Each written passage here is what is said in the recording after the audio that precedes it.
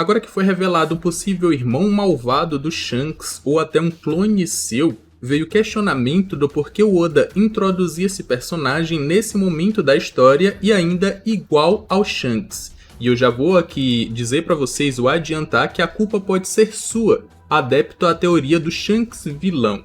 Pode ser que o Oda tenha ouvido o clamor dos fãs e tenha criado um Shanks vilão só pra você, que era adepto a essa teoria. Mas antes da gente começar o vídeo, já deixa aquele like, se inscreve no canal se ainda não for inscrito, e bora lá pra essa teoria maravilhosa. Não é nem teoria, é tipo uma suposição do porquê eu acho que o Oda criou esse personagem sendo igual ao Shanks. O primeiro ponto que eu poderia citar aqui pra vocês é tirar o nerf que o Shanks tem. Porque o Shanks tem um braço a menos e esse cara aqui não tem um braço. Então se o Shanks verdadeiro lutasse contra o Luffy, ele estaria em desvantagem. Esse cara aqui não está.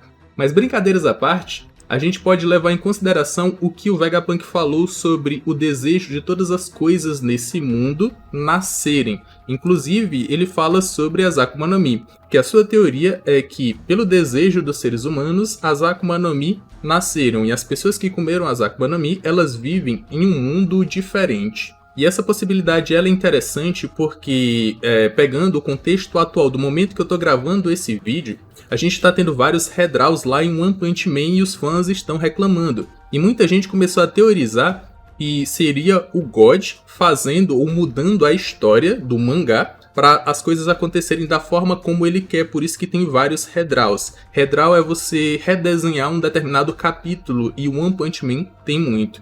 Então, pegando disso, se isso realmente for verdade e trazendo para One Piece, pode ser que pelo clamor dos fãs em existir um Shanks vilão, o Oda foi lá e criou um Shanks vilão só para essa rapaziada. O desejo de todas as coisas nesse mundo nascem. Então, se você desejou um Shanks vilão, esse Shanks nasceu. Então, do clamor dos fãs, a gente não vai ter o Shanks que a gente conhece como o vilão.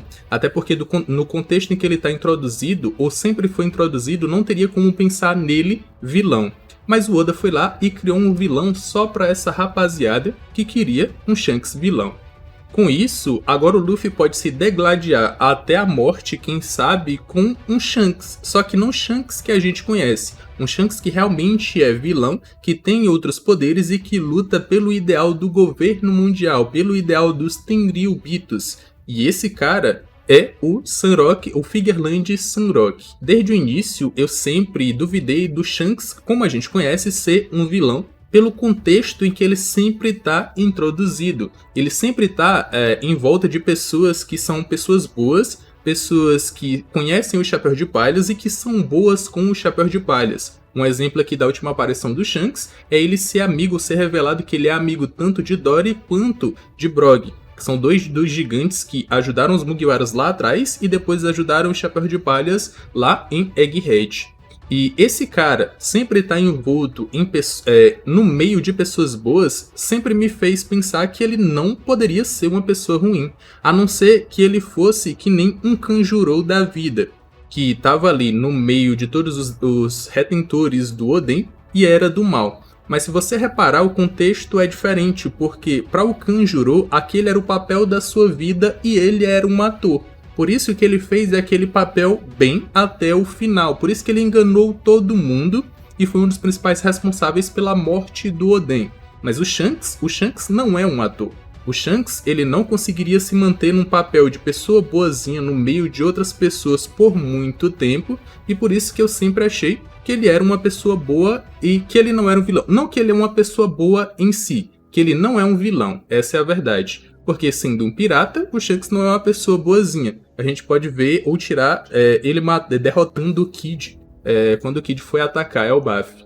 Um outro ponto que me faz pensar nessa possibilidade do Oda ter criado esse Shanks vilão só por causa dos fãs é porque o grupo que ele participa, que são os Cavaleiros de Deus ou Cavaleiros Sagrados, ele só foi introduzido recentemente no mangá, no capítulo 1183, se eu não estiver enganado, que é no capítulo onde o Sabo começa a contar o que realmente aconteceu lá no Reverie. E aí o Dragon fala que eles estão atacando as fontes de suprimentos para os Tenryubitos, e o problema realmente vai ser quando eles mobilizarem os Cavaleiros Sagrados. E aí eu pergunto para vocês, em toda a obra, Em que momentos ou em que ocasiões esses caras aqui eles poderiam ter aparecido e não apareceram? Será que é porque eles só foram criados recentemente na obra? O Oda precisava de personagens que lutassem verdadeiramente pelo governo mundial, sendo que existe a possibilidade de que a Marinha ou parte dela traia o governo mundial?